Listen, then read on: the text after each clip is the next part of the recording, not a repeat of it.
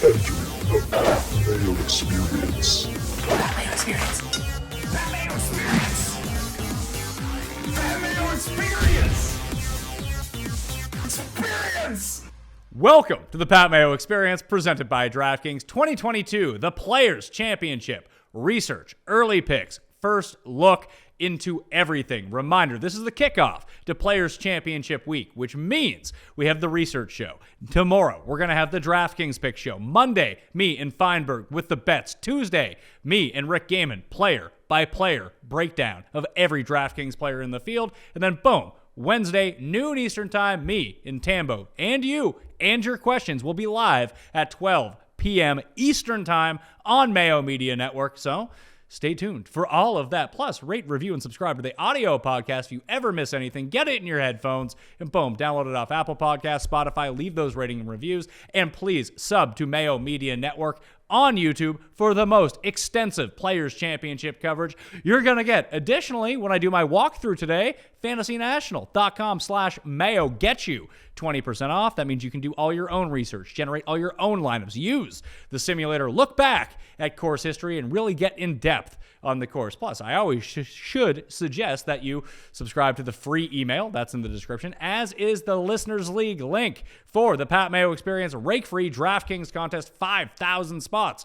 this week. Is it going to be available the moment this is released? Maybe is where I'm at with that right now. I do not have the link in my possession as of yet, but it should be down there. If not, check back tomorrow or just in a few hours, then I should have it. Enough of me. Let's jump into TPC Sawgrass. And normally what I do is go through the field, jump over to Fantasy National, look at the stats, but this is the quote-unquote fifth major, although there's only 4 majors, so that actually doesn't make any sense. Either way, it's a gigantic tournament, one of the highest paydays of the year, so we need to get boots on the ground. Someone who has walked this course, who has caddied at this course in the past. We have John Rathouz of the Caddy Network. Thank you for coming on, my man. I really appreciate it. Yeah, thanks, Pat. Thanks for having me on. This is great. Yeah, so you can follow John on Twitter if you have any more questions, at Rathouz, and that's not with the U-S-E at the end. No, it's the German version of R-A-T-H-O-U-Z, or Z if you are international, like myself, and however you want to pronounce it. So let us know, what's it like being inside the ropes at Sawgrass? And I guess my main question is, someone asked me this on the live chat show at Bay Hill, is course history doesn't matter here, right? Yeah, I mean, it's one of the coolest golf tournaments around. Anybody that's listening that ever has a chance to go there, I highly suggest it. It's a great week. The players are really accessible that week. There's less crowds. But to answer your question, I mean, inside the ropes, it's a great walk. It's a really difficult golf course. Does course history not matter? I don't know if that's necessarily true, but I do think you need to come in either confident, in good form, or have that mental edge that is kind of above average compared to the rest of the field. So we're looking at the same courses we have always seen. TPC Sawgrass, 7,256 yards, a par 72. You can make eagles out there. The reason I say that course history doesn't matter as much here is because you're going to look through almost any player in the field, and they're going to have like a T4, a T8, a win maybe, and then like 3 missed cuts. You can miss the cut so easily here, it feels, with just one bad shot. Absolutely. There's a lot of trouble out there.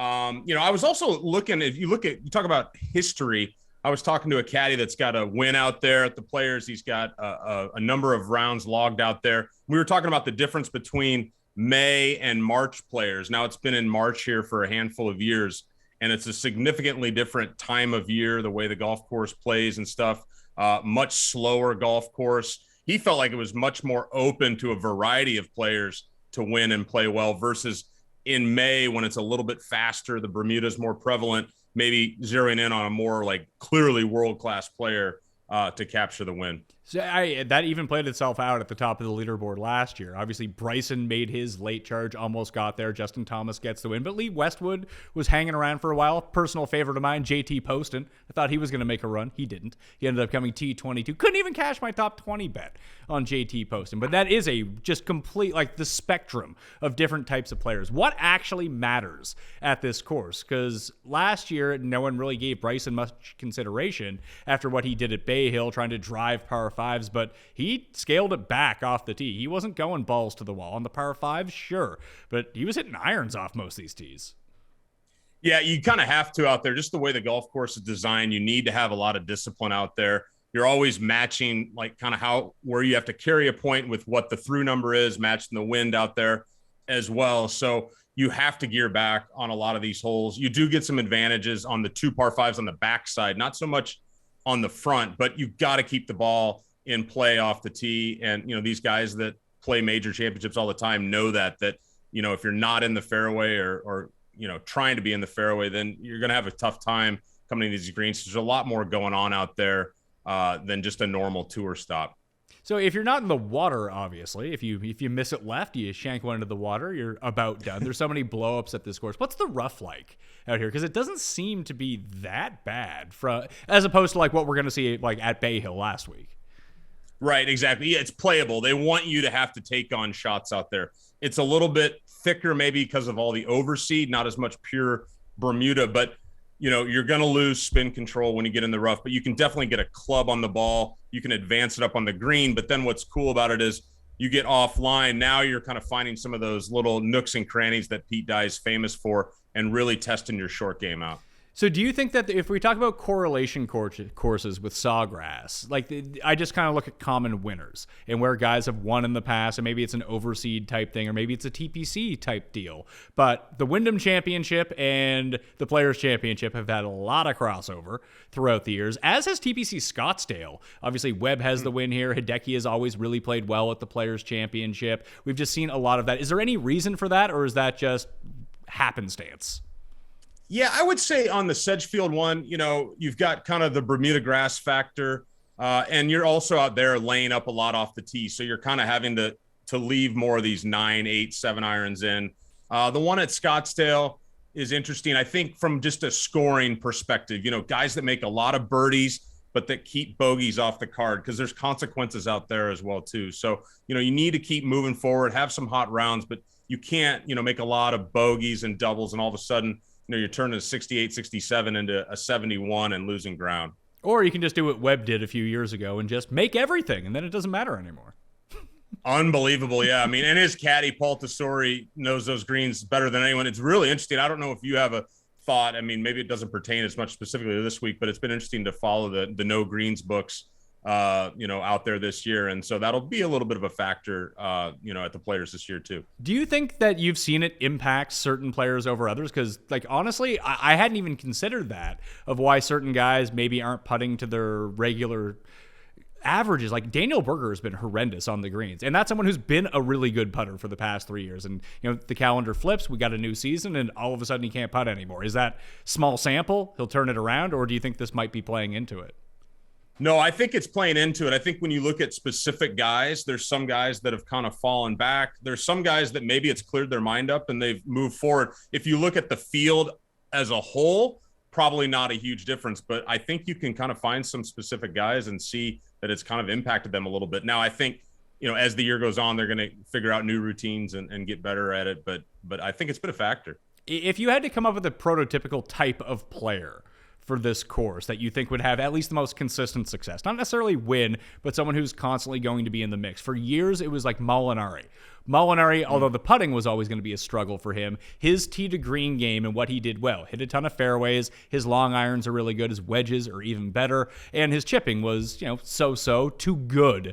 But then he would just miss every 3-foot putt. But consistently, he was always kind of lingering around leaderboards for 5-6 years in a row, and then his career kind of blew up after he won a major, and he's like, screw it, I don't need to do anything anymore. At least I assume that's what happened with him. Right. Nowadays, it strikes me that at all these Florida courses, when you have so much water in play and accuracy is at such a premium, that there's very few of the very top-end players that are going to be able to hit driver and be accurate. They're going to have to scale back. And that only leads me to one guy, and I feel like the Honda Classic would have been perfect for him, which means I think he's going to be perfect for this course now that he has a few rounds under his belt of experience. Isn't Morikawa kind of the ideal player for this course?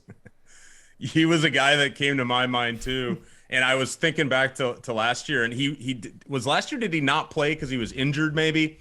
I mean, I think he's a great guy. I mean, he's good anywhere, right? But a guy that hits a lot of fairways, a lot of greens, and then his mental edge. He's the best mental player currently on the PGA Tour. It's not even close. And that's when you look at closing this tournament out. I mean, there's some nice list of guys that have finished second and third at this tournament, but when you look at who wins this thing, it's most of the time world-class players that are on their game at that point in their careers. So Morikawa, he seems like a pretty sound pick. It's just you always have to rely on his putter to show up, and that happens once every 4 events. At least when it does show up, he like puts the lights out. Do you find that's the case with players? Because we talk about spike putting a lot, and like Zalatoris was a big point of contention this week, is that he had lost strokes putting in 6 consecutive events. But the events that he does gain strokes putting in, he's not gaining a stroke putting, he's gaining like 5. So either he knows how to read these greens or he doesn't. That just seems to be the coin flip that some of these guys go through.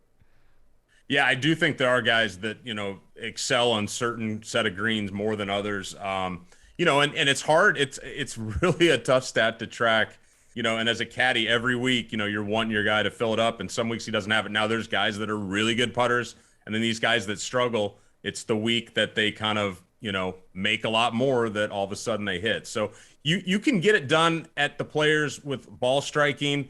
There's a lot of, putts available out there. The greens are really nice. So, if you get a hot putter, it's interesting. You see a lot of separation at this tournament too, amongst the winners. You get a lot of like 3, 4, 5 shot winners. And I think those are the guys that are having that super hot putting week. You got to take care of the par 5s out there as well. And we've seen a lot of very poor chippers do well at this tournament. Is that because of the shaved greens and you can putt from off the green? Yeah, maybe a little bit. I mean, that's a good question on the chipping. I don't know. I don't know why that is. I don't really have a great answer for that, Pat. Yeah, like it's funny. Like you look at Martin Keimer. Obviously, he won the PGA Championship. Was it 2010? Then he won the U.S. Open at Pinehurst, and Pinehurst is kind of the same way. Is that it's not really a built-up rough around the greens. It's just all shaved-off areas. And if you have to, you can just take out the Texas wedge and get it going. I saw Morikawa try to do that a little bit a year ago at Heritage, where it's kind of the same thing, and he couldn't really do it. And he had Stuart Sink playing alongside of him, and that's all he was doing, and putting it to like 2 feet every single time. It was incredible. Like, hey, you know what? My short game is not great. I'm just going to putt from wherever. I wish there was a way to quantify that. Like, is there anyone that you can think of off the top of your head who actually excels putting from off the green versus chipping it?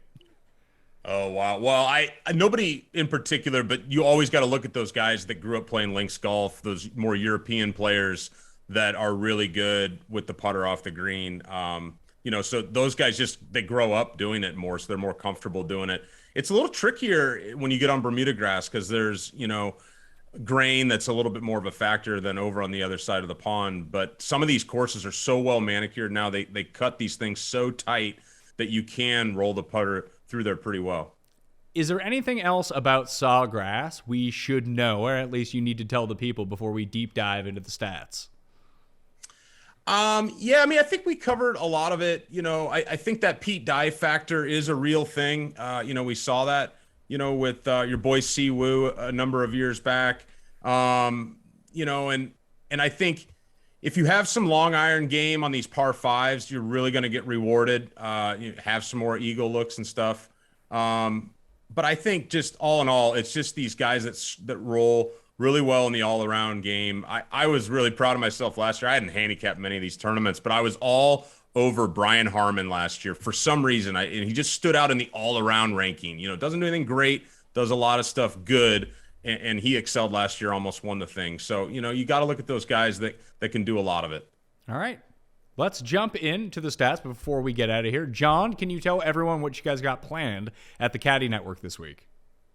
Yeah, the Caddy Network, I mean, it's a great place. Come follow us, on all the social media feeds. We're doing interviews, winning caddy interviews. We're doing preview interviews with caddies that are there that week. We have a cool podcast that I host, the Under the Strap podcast. So the episode dropping this week is with Mark Cairns, really entertaining guy who won with Si Woo back there in 2017. So we got a lot of cool content, hearing from all the caddies on tour all the time and just caddies in general.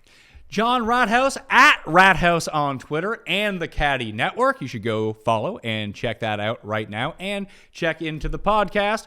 We're going to say goodbye to John, and now we're going to jump into fantasynational.com, do our research. If you want to follow along with me on the screen, obviously you can watch it or just become a member at fantasynational.com right now, fantasynational.com/Mayo, and you can see all the same stats that I'm seeing. Let's get to it.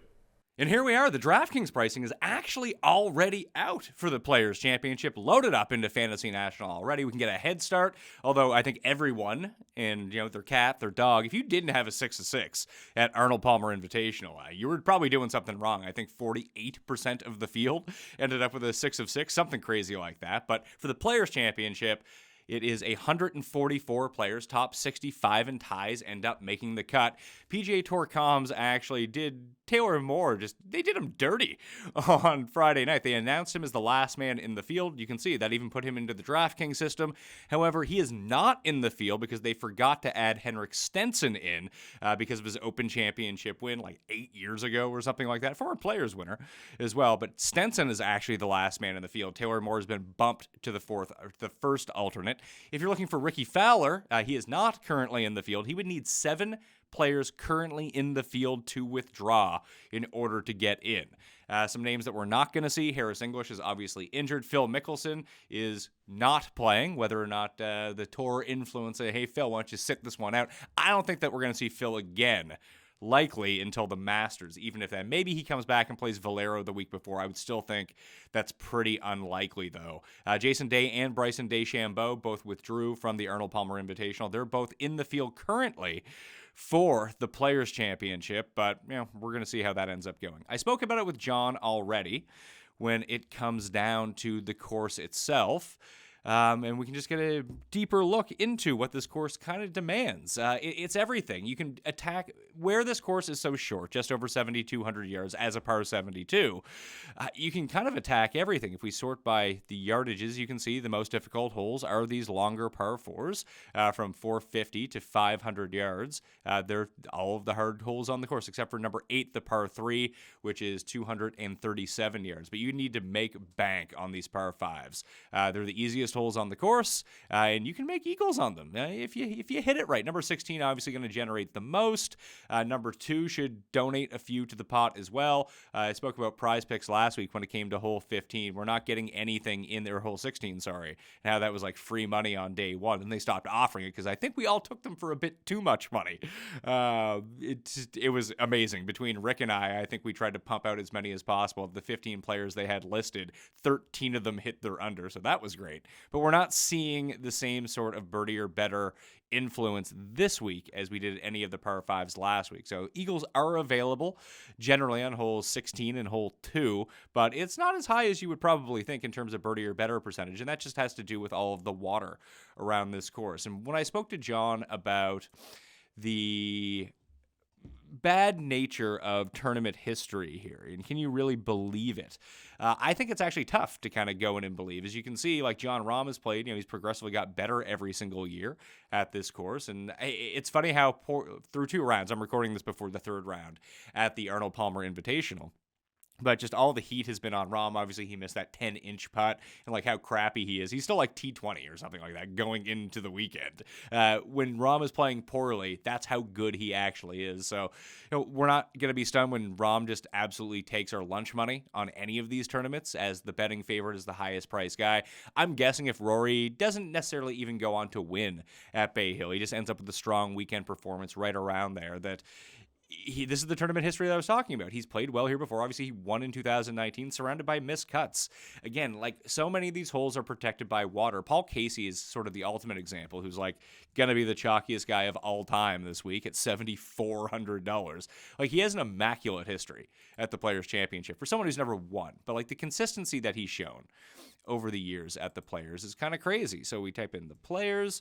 You can see, 10th, miscut, 23rd, 22nd, and everyone used him in 2019, and hold number 17 got to him. He went double doink in the water, and that was just the end of his week. He actually had, when you put 2 in the water on 17, obviously your strokes gained approach is not going to be good, but he lost like over 3 on that one hole alone.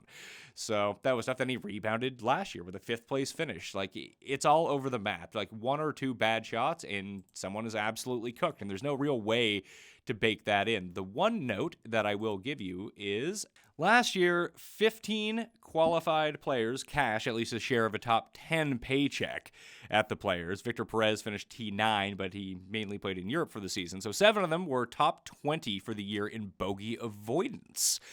7 would be Thomas, Rahm, Bryson, Berger, Casey, Connors, and Lowry. And some notables that are currently in the top 20 of bogey avoidance at some of the longer odds. Seamus Power, who could not really avoid bogeys whatsoever at API, but that's just going to throw everything. I have to stick with Seamus Power at this point, mainly because I said I want him to have a bad Arnold Palmer Invitational and then go on to use him at the Players. I think this course really does set up well for him. Mito Pereira is another one. So we just take a look past 50 rounds and go into bogeys avoided. See Rahm, Cantlay, there's Mito, number 3. Zalatoris is up there, although that didn't really work out too well for him either. We have Lanto, another player that should go up there. I don't know if Cameron Smith is going to be uber chalk or he's kind of out of sight, out of mind because he's played so infrequently so far this season. So Adam Hadwin is another one who's up there. I think this is a stat that you really want to go to. I find it doesn't really have that much predictive nature historically, but for whatever reason, last year's leaderboard really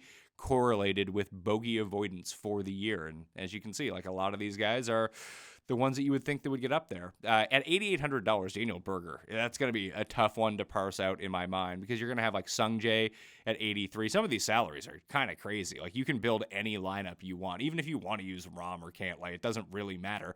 You could stack them both together. You could use Rahm and Rory and still feel pretty comfortable in the $6,000 range if that's the way that you wanted to go. Back to the tournament history for a second. Let's just sort by strokes gained total. Jason Day has been the best player at this tournament over the past 5 years. Adam Scott, Justin Thomas.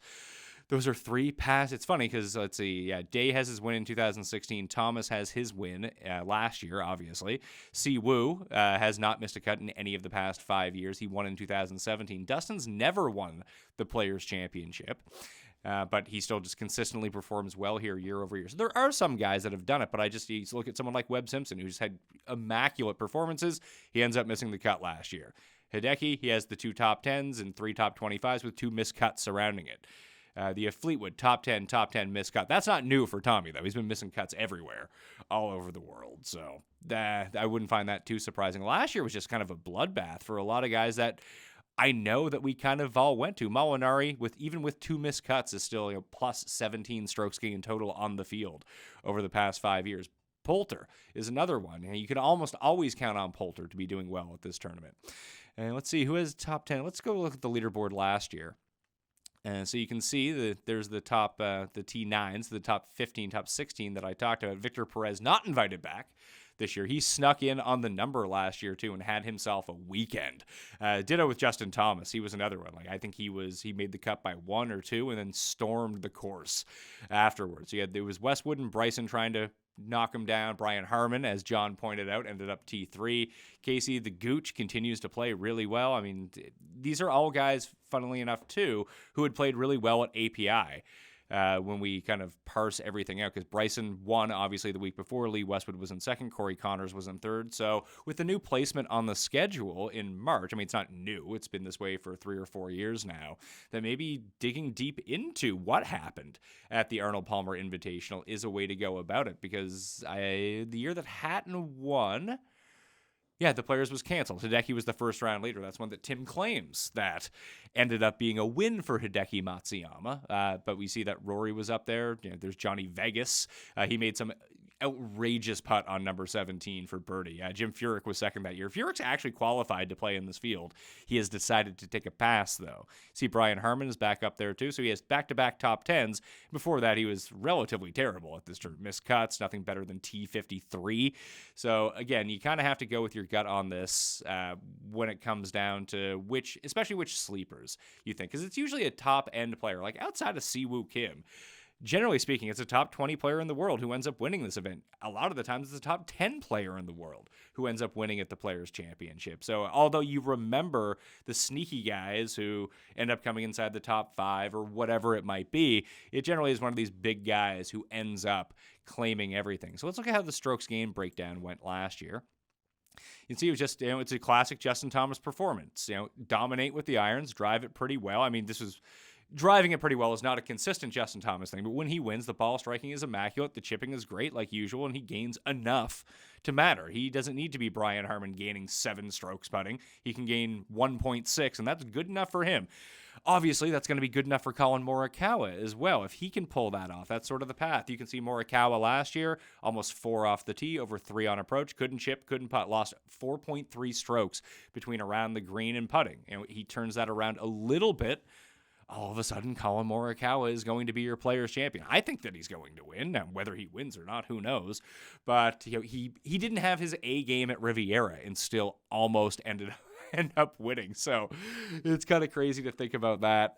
But when we think about other guys too, like Justin Thomas, obviously he's a Players Champion now, has played well.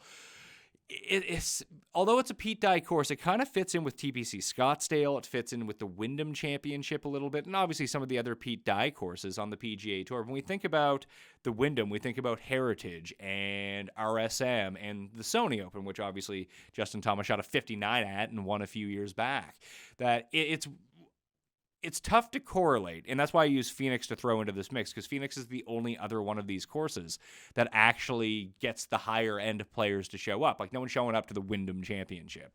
But, you know who would? The Gucci Man, Brian Harman, Siwoo, who's won the Wyndham Championship in the past. So when you're looking for sleepers for this tournament, I do think looking at Wyndham, looking at Sony, and looking at the Heritage could really help out in a lot of ways in terms of trying to identify your $6,000 guys. Like, that's how I ended up on JT Poston last year. He posted a year ago, couldn't do anything with his approach, ended up coming T22, but these are the types of courses that he continues to play well at. If we're thinking about the higher end players, I do think that Phoenix is where you want to look at for whatever reason. I mean, maybe it's just TPC courses in general.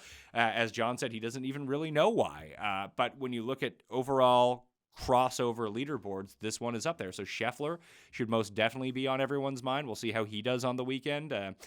He's just kind of lurking around the leaderboard at API. I think he's like T12 going into the weekend, and we've seen him play well on the weekend in windy conditions at Bay Hill in the past. So he's someone that could really see a spike in ownership. Like, if we think about ownership in general coming into this week, like just taking a look at the salary, let's sort by salary, and we can almost one for one pick out who's going to be super popular. The 10Ks, unless if Rory has a runaway win or Vic has a runaway win, they're going to be uber chalk. But Hovland at just over 10,000 is going to be uber chalky. And then after that, no one's going to use Bryson. Cam Smith could be. I'm more or less looking at Daniel Berger at $8,800. Obviously, again, if something crazy happens at Bay Hill and Scheffler ends up winning or Zalatoris mounts a comeback, all of a sudden then those guys are going to be like the uber chalk. But Berger is someone that, even though he wilted down the stretch and all day Sunday at the Honda, I know that he's someone who's going to be up here on this list. I do worry about his putting, though. That's been a real problem, as we know. Louis, probably going to be pretty popular. And then we'll see Horschel, if he ends up with another good finish, $8,100. Ditto for Scott at $8,200. Like, any of these guys make a charge, that's where they're going to be. It's funny because Billy is up there. Billy Horschel, 32nd in bogeys avoided, 116th in this field over the past 50 rounds, and doubles avoided. But he's been playing some really good golf. I have no idea what his history is at the Players' Championship. It feels like it should be really good, but for whatever reason in my mind, it's not. Let's see. Yeah, it really hasn't been. His best finish ever here is T13. It's kind of crazy to think about. So maybe stay off Billy Ho this week. Play the course history angle and then watch it blow up in my face when I should have rid the great form. Hatton's another one pressing, as is Burns, and below $8,000. They're going to be very popular. And then, as mentioned, $7,300 for Paul, or $7,400 for Paul Casey. Sorry, like that is. Everyone's going to be using it. Everyone wanted to use Paul Casey at $8,300, and it worked out at API. You don't think that they're going to use him at $7,400 at TPC Sawgrass? Give your head a shake. That's most definitely happening this week. I do want to flip back. I know I'm jumping around here, but I'm excited to talk about the Players' Championship and try to look at the strokes gained leaderboard from a year ago. So, as you can see, the top players in approach for the week: Sergio, Siwoo, Chuck Hoffman, Taylor Gooch, Justin Thomas, Jordan Spieth, Bryson, Connors, the Gim Reaper. My poor guy Gim really got it going bad. Nick Taylor is a pretty interesting one. I did not realize that he had finished so well last year at this tournament. So when we go take a look, he was T16 in Honda. He's inside, I believe he's inside the cut line. He was -2 to start the day, although that doesn't really mean anything. He's had some pretty decent performances so far this year. 33rd, 30th, 14th, 16th. We'll see how he finishes up this week, but he's just not someone who would have been on my radar coming into the week. We'll see how he stacks out in that bogey avoidance. Apparently Nick Taylor's not even in the field, so I don't need to worry about Nick Taylor. Damn it! I'm trying to find a sleeper here. Sleeper or two that we can build up from the bottom. So that was the strokes gained approach. Strokes gained off the tee, probably Bryson? No, it's Chucky Howell. Chuck Howell the third. Oh yeah, Bryson really dialed back off the tee here last year. It was actually a pretty good strategy for him, although I think it was the putting that really got him going last year. Yeah, Herman, Zach Johnson, Lee Westwood, Cam Smith, Bob Shelton gained all those strokes, couldn't even make the cut. Paul Casey, 5.3 strokes. Mac Hughes couldn't make the cut after gaining 5.2 in 2 rounds. I guess Bryson wasn't up there. How many did Bryson gain? Bryson was just kind of solid across the board. 5.1 on approach, 3.8 in putting. Who are the worst putters in the field? Who made the cut? Martin Laird, -5. Scott Piercy, -4.5. Chris Kirk. Oh, yeah, Chris Kirk was inside the top 20, and he and Gim were the ones who had the terrible Sundays. There was a T22 for Fratelli, -3. Doug Gim was T29, lost 3 strokes on the green. Charles Howell lost 2.5. That's why he came 9th instead of surging up the leaderboard. So, yeah, there was just a lot of chalk that failed last year. And you're never really going to get this tournament right on DraftKings unless you... We talked about at the Honda Classic that if you not necessarily faded the chalk, but looked for those leverage plays, those lower owned plays that you didn't really have much of a desire to go to. I mean, going to Patrick Reed might be kind of crazy at a course like this because he's never really played well at the Players' Championship. But if we can find those soft points, like no one's going to use Bryson. How healthy is Bryson? I have no idea.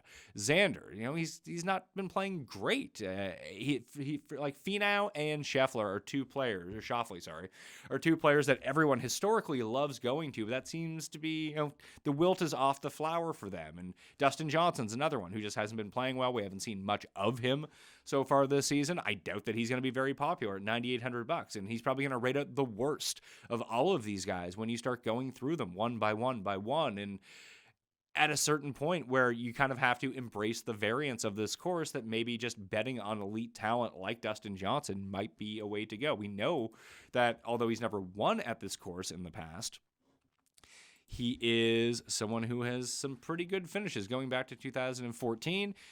48th, 5th, 17th, 12th, 28th, 69th, 59th. So once we get to the March, he's played better, obviously, in the March players than he has in the May players. He gains off the tee every single year. If he can avoid the water, it's pretty good. He's gained on the greens 3 of the past 4 years as well. So that's a route that you could potentially take. If we do sort by bogeys avoided, once again, see if we can find a sleeper out there. There's Seamus Power, like I mentioned. He's probably going to be dropped once the Bay Hill numbers end up going in there, but it won't be too crazy. Leishman at $7,500 is an intriguing play. Obviously, Gooch, we see. Hadwin is one I'm going to star right away, $6,500.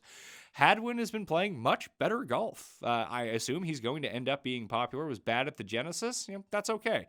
T26 in Phoenix, T16 in Pebble Beach, 25th at the American Express. It's not a big shocker that short-hitting Adam Hadwin didn't play well at the Farmers or the Genesis. Probably why he took the week off at Bay Hill as well. And you can see that the putting hasn't necessarily come along for him as of yet, but he's a very accurate player off the tee. We can see the irons are a lot better. He's never really had a great performance at the Players, but he's won his only tournament ever in Florida. We can see that he's gained on the greens 5 of the 6 years. The irons have come back around. Like, he's been bad basically for 3 years now. In the years that he was good, he performed okay at the Players. We're looking at $6,500 here. We need to sneak someone through the cut line. So Adam Hadwin's the first one to look at. No one's going to use Sergio because they're going to use Casey at the same price.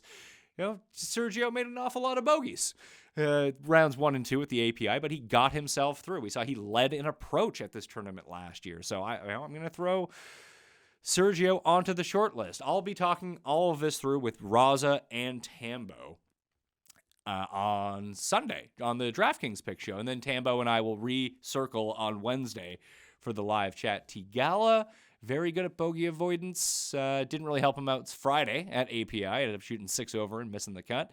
And Noren is someone we could potentially look at here. Hoagie, who rallied to actually 6 over Thursday at Bay Hill and ended up firing a 3-under. He was one of the few guys who went low on Friday at API, ended up sneaking through the cut line. I mean, Kevin Na was like 48 million over par at Bay Hill. But again, that means that no one is going to use him this week. It's not been a great run for Kevin Na recently. When he's going to have the missed cut at Bay Hill, he's going to have the missed cut at Genesis. But we saw him at a shorter course at the Sony Open. He played really well. How has he been at the Players over the years? This is where we first saw him walking in putts. So it's been a really mixed bag for Kevin Na over the years. We see 78th, 48th, the missed cut, and then we have a 6th, a 38th, and a 7th. So, I mean, that's back in 2012 to 2012 to 2015, but he has had those spike performances on the green. I don't know if the March Bermuda greens are causing him problems, but you can see he gains on every sort of putting surface, and this is a course where he could potentially go attack. It does suit his game a lot better than some of it would. Well, I do want to take a break right now and tell you a little bit about FanTeam. So FanTeam is Europe's biggest daily fantasy sports provider, but the big thing that they're promoting this week is they have a season-long contest that starts at the Players' Championship. So go to fanteam.com and you use code MMN for Mayo Media Network right now and enter. So you deposit $25 onto the site. We click on golf. And we can see their giant season-long contest. It's pretty cool. So it's right here. It's 25,000 euros in the prize pool, 5,000 euros to first place, and it's a season-long contest. And it's not very much. You can see it's 20 euros to play. So it's like $25 American. So deposit $25 American onto fanteam.com. Use code MMN. And once you play in this contest, you'll also get a free ticket into their DFS contest for the Players' Championship as well. That's another $25. So they're big fans of the show, and I like this season-long format if you want to get into it. So you draft a team of 10 players within a salary cap, and you play 6 of them each week. You get 1 transfer per week, so like an add and a drop. And then once a year, if, let's say, you get to the British Open and 8 of your guys have not qualified for the Open Championship, you have 1 wild card where you can completely reinvent your roster for the rest of the year. You can nominate a captain every single week, and they get 1.25 points for being captain. Then your lowest price player, your underdog, also scores 1.25 times the amount of points instead of just 1-to-1. So it's pretty cool. It's 5,000 euros to first place. It's 25, and it's available to players all throughout Canada and in like half of the states. So they have season-long contests, they have daily fantasy contests, and they have head-to-heads that if you want to go into it. You play 3 per week, you get 5-to-1 odds on that, and it's just this guy versus this guy for the entire tournament. So if you're looking for new ways to play fantasy golf, I'm super big into this. You can hit the description or the link down in the description to go right to fanteam.com and download draft your season long. I'm going to play in it, so come play against me. We can even start a friend league potentially. I'll figure out how that works once I go into it, and we can all play against each other in the season long contest. Just another thing to add on. And the cool part is if you go to Fantasy National, you can actually click over and see that FanTeam is actually in the Fantasy National system. You can go check it out for the Arnold Palmer Invitational. Obviously, the players field isn't loaded in yet. I believe it's $100 million salary cap. So like John Rahm was $23 million. It's a salary cap based game, but you pick 10 players instead of 6, and you start 6 of them each week. So you need to think of a season long. It runs through the Wyndham Championship, but there are necessary tools for both the daily fantasy and season long game on Fantasy National if that's what you want to go into. So again, fanteam.com, use code MMN when you make your first deposit, and when you enter the season-long contest, you'll get some free DFS tickets to go along to try to build up that bankroll. They're friends of the show, so please go support them if you support this show. I mean, what's $25? You can just go onto the site, use code MMN, and go check it out. Play against me in a season-long contest. Let's run the model. The model sucks. I'm not going to lie to you. To be completely honest, for the Players' Championship, it has been bad. This is a very difficult one to model out. Do I have it under TPC Sawgrass? No, I probably have it under the Players in all caps if I had to take a big guess at this. Don't even know where it is on here. Where is my the? Maybe it's under the players. That would actually make more sense. Yeah, the players. Needs work. Yeah, real stunner there on that one. So here's how I have it parsed out right now. Strokes gained approach 35%, strokes gained ball striking 10%, opportunities gained 10%. Guys who score a ton. I'm going to add bogey avoidance into this just because that popped up so much last year, and maybe it won't this year, but who knows? I need to do something because, I don't want to be like Flanders' dad. I've tried nothing, and I'm all out of ideas. Maybe that was his mom. I don't really remember at this point. But I do remember Hurricane Nettie. A fantastic episode. Bogey avoidance. So we'll chuck that into the mix. I'm going to get rid of strokes gained off the tee as that's already factored in the strokes gained ball striking. Eagles gained 5%. Par 4s gained 10%. 450 to 500 is also in at 5%. Fairways gained in at 10%. You want to be playing from the, I'm going to decrease that. I'm going to decrease fairways gained down to 5%. It's key, but it doesn't necessarily tell the whole story because like you saw, Bryson last year just took irons off the tee, so he hit every fairway. Very smart move on his part. Strokes gained short game, so I'm going to boost that up 5%. So that includes around the green and putting. So I believe that gives me 10% or 5% to chuck down. No, I need to, I'm going to decrease par 4 overall down to 5% because I already have the 450 to 500, increase bogey avoidance to 10% and load it in. So hopefully with this one simple tweak, the model will have reinvented itself, excuse me, and actually be good for the first time ever at the Players Championship. Well, we'll wait to see on that front though. So let me guess. Rahm can't lay out. Rahm's number 1. Rahm, Louis, Morikawa, Justin Thomas, Shane Lowry is number 5.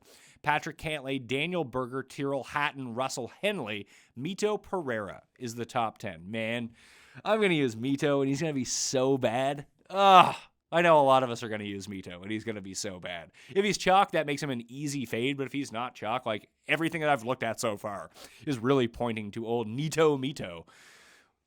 Cam Smith, I'm going to start Cam Smith. I'm going to be betting Cam Smith and Morikawa, I believe. If we jump over to DraftKings Sportsbook, let's see what their odds are. You don't want to bet this stuff right now. Morikawa is 16-1. I'll probably try to use an enhancement to get him up to 20, but I love him this week. Where's Cam Smith coming in? 25-1? Yeah, these odds are going to reset themselves once Monday morning comes along just because they're like unfair at the moment. Just not this many guys can be sub 30-1. It just can't work that way.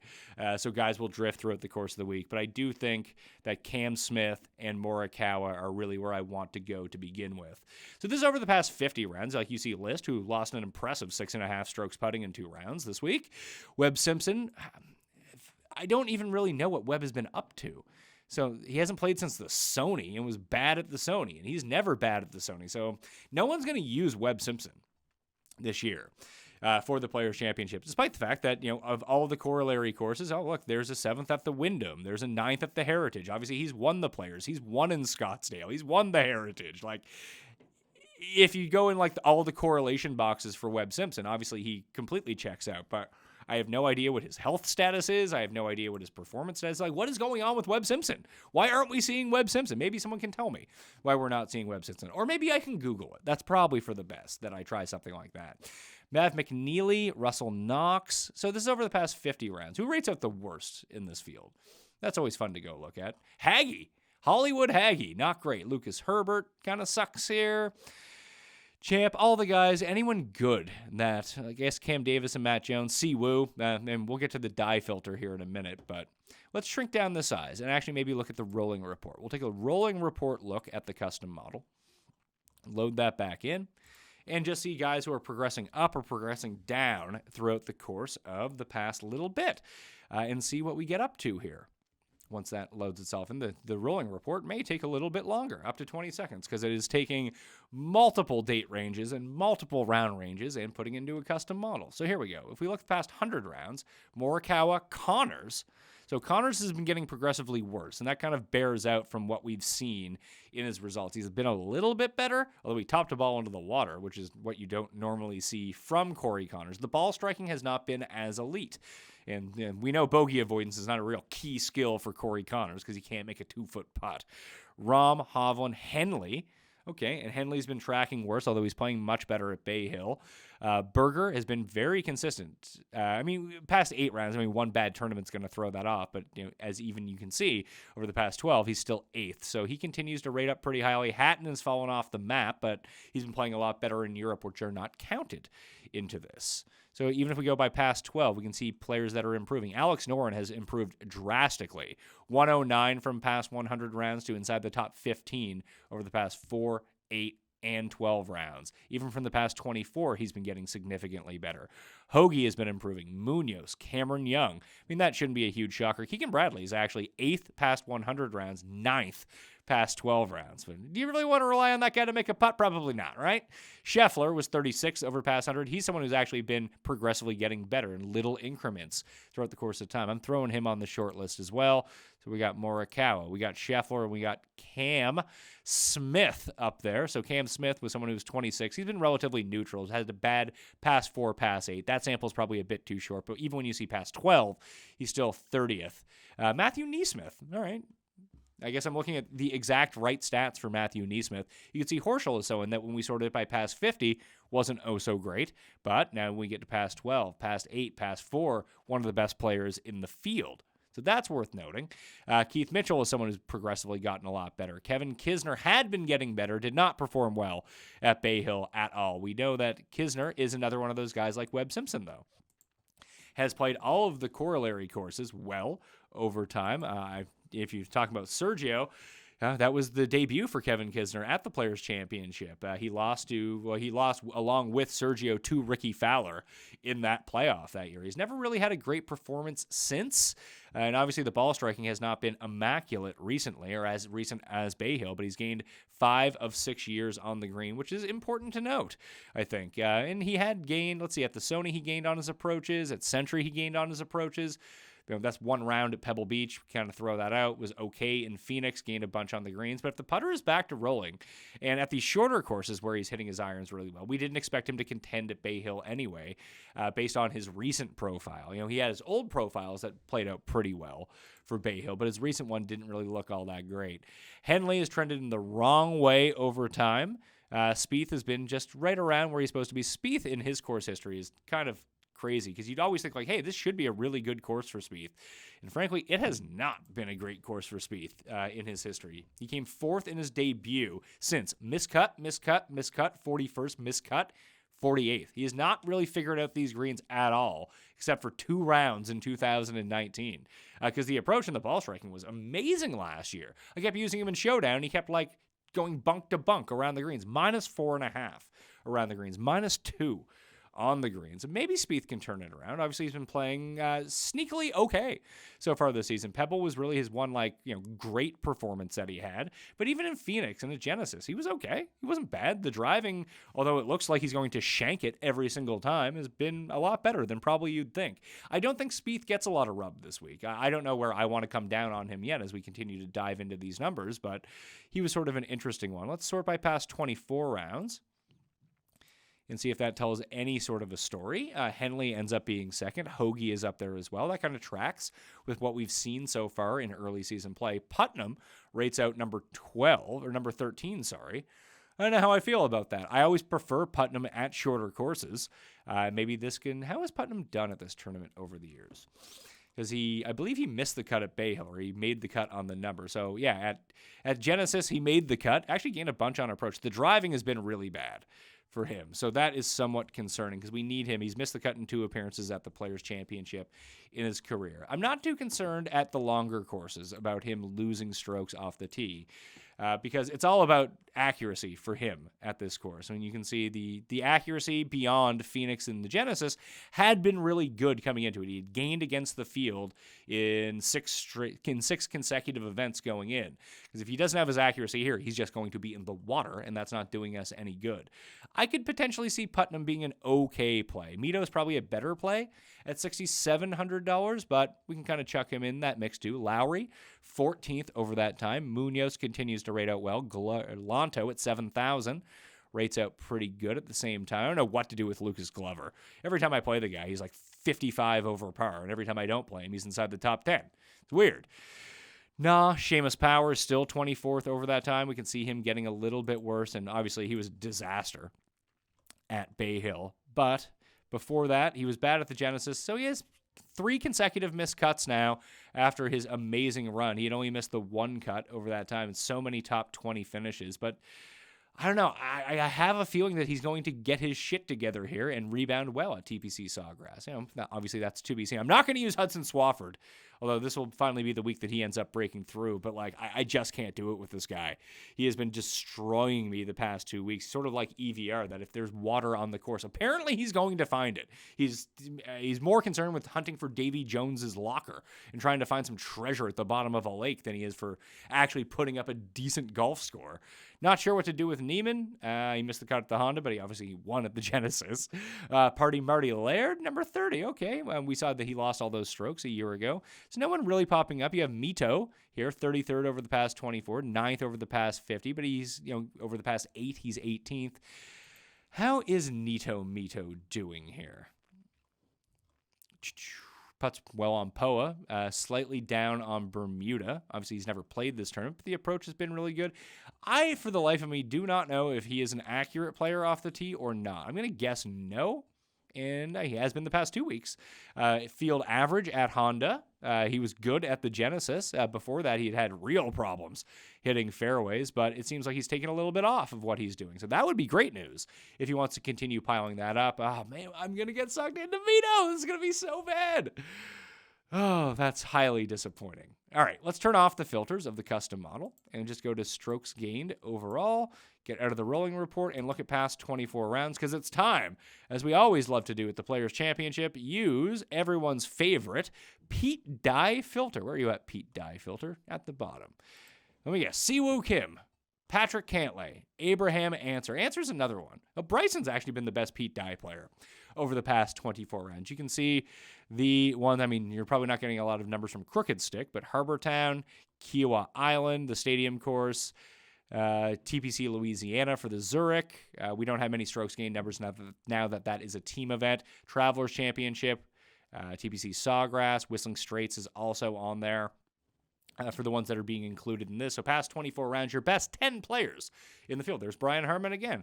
Bryson, Harmon, Casey, Dustin, Adam Scott are the top 5. Rahm, Answer, Cantlay, Webb, Matthew Fitzpatrick round up the top 10. Then you got Brooks. I actually kind of might be leaning to going towards Brooks this week. I was somewhat encouraged with what I saw at the Honda Classic. The ball striking numbers were back, couldn't really make a putt. It's funny because we strike him as seeing him, we think of him as having a really bad year so far. He's bad at the Century, missed the cut at the Farmers, missed the cut at the Genesis, but a 3rd and a 16th as well. His Players' Championship history is kind of all over the map, but as you can see, he's made the cut at the Players each of the past, I guess he didn't play it last year because he was hurt, but he makes the cut most times. He made an Albatross here one year as well. I don't know if he has the goods, but he gains on these greens like no one's business. Gained every year on the green, 4 out of 5 around the green. And if the ball striking has come back a little bit, he's a Florida guy. It would make a lot of sense if Brooks can do it. What an FU for Brooks right now to kind of get off that. What are his odds right now for the Players? Where are we at? Brooks, what are they hanging on Brooks? They're hanging a 35 on him right now. We might catch a 45 by the time everything kind of settles itself on a Monday morning. All right, let's see. Who else is up there? Siwoo, he's only 14th now. Connor, Sungjae, Neiman, Fleetwood, Lowry, Berger, Rose, Zalatoris is up there as well. Patrick Reed is another one. Chuck Hoffman, no idea where his back is at the moment. Scotty Scheffler still inside the top 25. Sergio always up there. Cameron Davis, who's on a really bad run right now. The Todd father. The Todd father did make the cut at the Honda. I know because I used him and I thought he was going to miss the cut. But he was bad on the weekend. That's okay, though. He's still going to hit every single fairway. The putting has been amazing right now. And, the irons had been pretty good before Honda. You start putting it in the water a few times, that's going to skew your scores. Never really been great at the Players' Championship, but We saw he gain 4.4 strokes putting, and the approach has been coming back a little bit. So he flips the approach, keeps up the putting, hits every fairway. The Todd father could be someone that we're looking at here who will be a bit off the beaten path, $6,800. So maybe we can get on board with him a little bit in that circumstance. So there are plenty of guys that we can kind of look for. It's going to be hard to really develop our sleeper mix this week. So if we just go to the very bottom, and I do have the Pete Dye filter on still, and you can run your own custom model for this again, fantasynational.com/Mayo to go do that. And remember to go join the Listeners League link right now on DraftKings. It's down in the description. 5,000 spots. We're probably going to get the max $100,000 guaranteed of rake-free money for the Masters if we can fill this really quickly. Hayden Buckley, the numbers like Hayden Buckley. He's a really boom or bust type of player, though. JT Poston, $6,100. I play Poston at this tournament every year, I think. Or maybe I just played him last year because I like the correlation. Obviously, he's won. Did he win the Wyndham or did he win the Heritage? Now, he's a second at one. He's won the other one. He's been okay. The strokes gained off the tee has been impressive, frankly. And you can see you just kind of need him to grind it out. The putting hasn't been good, but the putting historically has been very good for JT, the Postman, and has back-to-back T22s at the Players' Championship in his career in 2 appearances. He's $6,100. I just think he's sort of the type of guy that you can get behind in a circumstance like this. We can also, you know what, we'll try to do this before we get out of here. I had mentioned some of these corollary courses, so let's try to look up those. Wiley was one of them, I believe. Yeah, so we have Wiley. We're going to put in Wiley. We're going to put in, where's Sedgefield? Sedgefield, I guess it would be under S, wouldn't it? Sedgefield CC. Let's also throw in Harbortown. And do we want to add anything to that? Those 3 might be good. Maybe we go Seaside for the RSM and just try to increase our sample size a little bit. What is it? Is it called Seaside? I think it's called Seaside. Where am I at here? Sedgefield? Sea Island Resort. Yeah. The Plantation course. No, I want the Seaside course at Sea Island. So let's just throw those 4 into a mix. And it's the top guys don't play any of these events, so who cares kind of thing. So let's take a look. Do I have the Pete Dye filter turned off? Yes, I do. Okay, so past 24 rounds at those courses in particular. And we go to the very bottom. Who plays well at these courses? No one really. Kyle Stanley, I suppose, plays pretty well. You can see Poston is 65th amongst players in the field. And he has the 24 rounds. Anyone? Okay, here we go. Who's this? Denny McCarthy. Okay, so maybe Denny is someone that we can... I don't love that, but Brian Stewart's another one that plays well at those particular courses. Maybe it'll help us out in this range a little bit. Cameron Davis, 17th at these courses in overall strokes gained total. Harold Varner III, 25th. So where's Keegan Bradley, Emiliano Grillo, Brennan Todd are all inside the top 50. Damon is someone I can probably get behind here in terms of those courses. 51st overall. If we shrink that size down to past 10 rounds, maybe we can find one of these other guys who are down there too. So we're not digging back too far into time. Reverse salary order a little bit. Hayden Buckley inside the top 50 now. Roger Sloan is right around that mix. Denny McCarthy's now up to 7th. Sink. Chesson Hadley. Okay, so now we're getting the names. Taylor Moore, who's not in the field, but if he is the first alternate, so he probably will end up getting in. You have Lucas Glover. Charlie Hoffman is 11th in these numbers now. Varner continues to stay up there at 24th. Cooch, former TPC Sawgrass winner, obviously. 31st now in these numbers. How has Matt Kuchar been playing?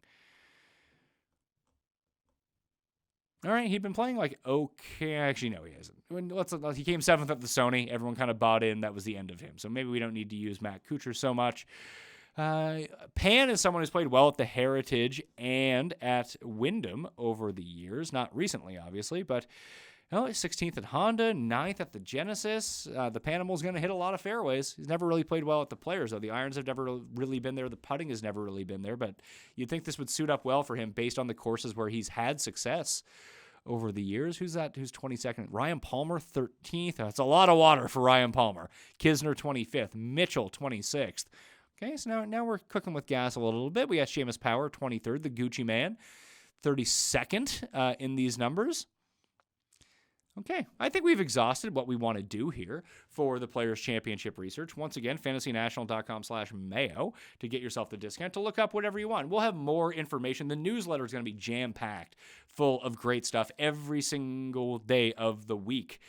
For the Players' Championship. So Sunday, Monday, Tuesday, Wednesday, we'll have updated ownership percentages, different breakdowns, key stats, everything like that. So more information throughout the course of the week. That's in the description as well.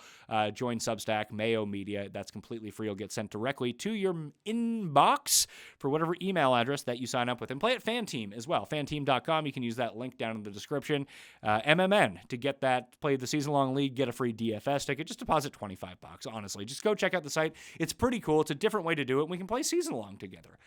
And that'll do it on the Pat Mayo Experience 2022 Players Championship Research Show. Once again, if you want to become a member at fantasynational.com, I suggest you do that right now. fantasynational.com/Mayo. Get you 20% off. Remember to smash the like button. Tune in all week to Players Week. We got DraftKings picks tomorrow, Monday, bets, Tuesday, player-by-player breakdowns, and Wednesday, noon Eastern time on Mayo Media Network. Sub to the channel, by the way. You can only get the live questions in on YouTube, so you want to be subbed with your notifications on for that.